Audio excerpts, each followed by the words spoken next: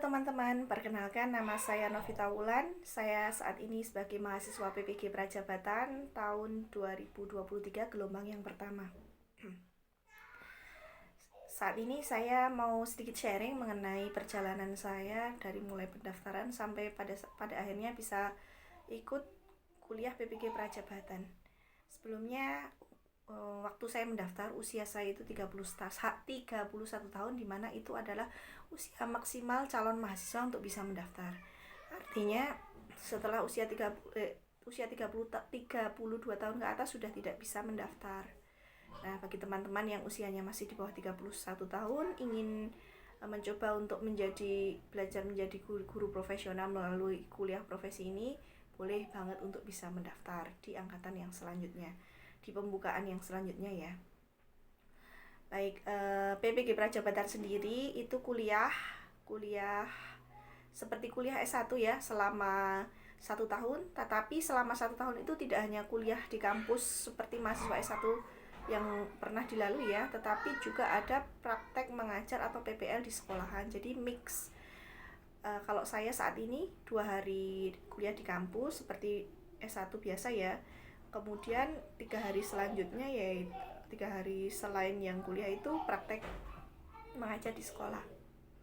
Nah, PPG ini selama setahun itu dananya dari pemerintah, beasiswa ya, dananya dari LPDP, beasiswa kuliahnya. Namun untuk transportasi, makan, dan yang lainnya itu ditanggung sendiri oleh mahasiswa.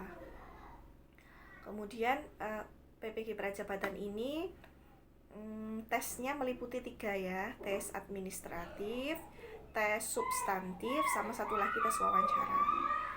Untuk tes administratif, teman-teman nanti diminta mengisi biodata, CV atau riwayat hidup, dan kemudian yang paling agak-agak sulit ya, itu menulis esai. Tipsnya bisa lolos tahap yang pertama itu untuk esai. Untuk esai itu diisi, kan nanti di esai itu ada banyak pertanyaan ya, terkait misalkan salah satu contoh pertanyaannya, apa alasannya ingin menjadi guru dan sebagainya, seperti itulah ya. Itu pertanyaannya banyak, jadi ketika satu pertanyaan itu misalkan satu itu ada A, B, C, D gitu ya, dan masing-masing 1A misalkan itu ada minimal diisi 300 sampai 500 kata. Saran saya, teman-teman yang mau menulis esai itu diketik dulu di Word atau di apalah, diketik dulu, pada intinya diketik dulu, kemudian pertanyaan-pertanyaannya nanti diketik beserta jawabannya dan jumlah katanya, sehingga ketika nanti mengisi esai di webnya, di SIM PKB-nya itu tinggal kopas aja dari yang sudah kita tulis di Word. Dan esai kita itu juga nanti akan sangat berguna ketika tes wawancara, karena ketika tes wawancara itu yang ditanyakan ya seputar esai yang sudah kita tulis. Jadi ketika habis wawancara, lolos tahap 1-2 wawancara, tinggal print aja, dipelajari kembali. Kemudian mengisinya dengan jujur apa adanya. Nanti kalau mengada-ada itu malah ketika wawancara jadi sulit gitu.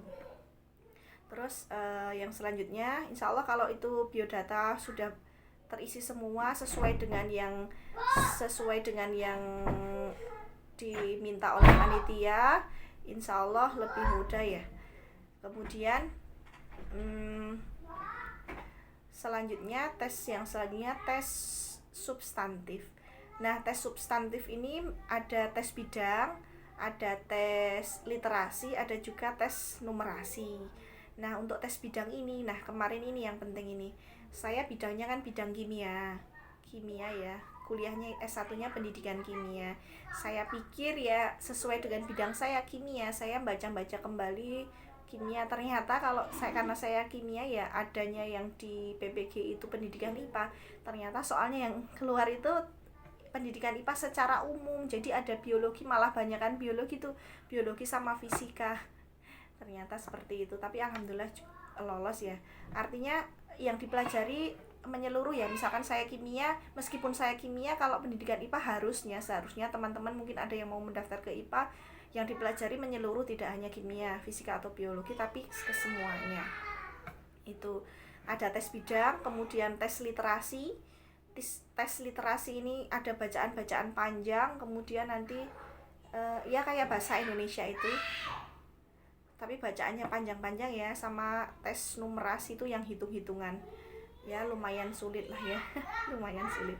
Teman-teman bisa belajar dari ini, di banyak contoh-contoh tes literasi ataupun numerasi itu banyak. Silahkan dicari di YouTube juga banyak, di Telegram juga katanya juga banyak gitu.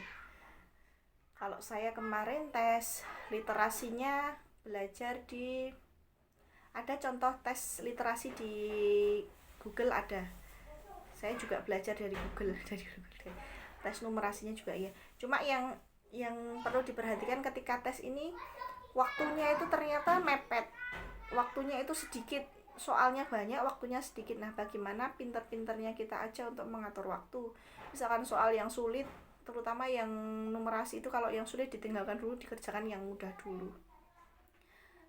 Mengerjakan tes substantif itu cukup lama ya. Kemarin itu saya dari jam 1:30 sampai jam 4 selama itu, dan pakai komputer ya. Dan itu dipilihkan tempat untuk tes, bisa milih di yang kampus yang terdekat atau tempat tes yang terdekat dari domisili kita. Setelah tes substantif, lanjut ke tes wawancara. Nah ini, ketika tes wawancara itu jangan lupa print kembali hasil tulisan essay yang sudah kita simpan di Word itu, yang sudah disimpan di Word, dipelajari kembali. Nah, tes wawancara itu kemarin saya ada sedikit kendala. Jadi semuanya itu kan untuk tes wawancara ini kan online. Jadi yang pertama itu harus mempersiapkan koneksinya yang pertama. Waktu itu saya sudah pakai wifi, udah pakai wifi, itu tetap ada di tengah wawancara itu sedikit trouble. Sebaiknya menyiapkan 2 atau 3 perangkat yang siap digunakan ketika sewaktu-waktu mati. Dan semua perangkat itu juga harus terhubung via email yang sudah kita daftarkan. Waktu itu menggunakan Google Meet, Zoom atau Google Meet ya, saya agak lupa. Nah itulah, yang penting koneksinya sama perangkatnya itu bagus, sehingga tidak putus-putus seperti itu. Untuk wawancaranya itu kemarin saya banyak yang menanya itu ingin memastikan dari tulisan yang sudah kita tulis di essay itu apakah benar-benar sesuai yang dituliskan. Kemudian ada pertanyaan-pertanyaan lanjutan. Misalkan saya kayak kemarin itu selama 3 tahun. Jadi yang ditanyakan itu pengalaman-pengalaman yang paling dekat tahunnya, artinya 3 tahun ke belakang. 3 tahun, intinya itu 3 tahun ke belakang ini Anda itu ngapain saja, terus kegiatan yang berhubungan dengan sosial apa saja, terus bagaimana kemampuan Anda untuk mengelola orang, artinya bekerja sama dengan orang lain. Nah, seperti sama persis dengan yang di essay. Nah, mungkin tambahannya nanti misalkan kayak saya kemarin itu, saya salah satu dari yang sudah saya lakukan dalam 3 tahun terakhir ini, saya adalah mengelola kajian online. Waktu itu ada semacam pengajian online. Nah, itu dikejar terus sama yang mewawancara, ceritakan lebih lanjut posisi saya sebagai apa di situ, kontribusi saya sebagai apa, kendalanya apa, dan sebagainya. Nah, saya pikir poin-poin sosial kemasyarakatan itu memiliki poin yang cukup besar. Saya pikir itu ya. Artinya, tapi kalau misalkan nggak punya pengalaman yang sosial, artinya misalkan yang simpel-simpel aja dibilang juga nggak apa-apa, disampaikan nggak apa-apa. Misalkan ikut Karang Taruna atau apa, oke, yang penting jujur itu aja, jujur apa adanya, semangat, dan ya itu jujur melaksanakan apa. Terus apalagi ya. Nah, setelah ketiga tes sudah selesai, sudah terlalui, kemudian nanti dari panitia itu menawarkan kita diminta untuk mengisi kampus mana yang kita ingin kuliah di mana gitu. Biasanya kan misalkan saya kan domisili di Bantul, Yogyakarta. Nah, di Yogyakarta itu yang membuka jurusan pendidikan IPA itu baru 2, UNY sama UST ini baru ini. Nah, saya diminta milih mau di kampus yang mana gitu. Nah, saya ditempatkannya dapatnya yang di UST. Kenapa? Karena domisilinya yang lebih dekat daripada ke UNY, lebih dekatan ke UST.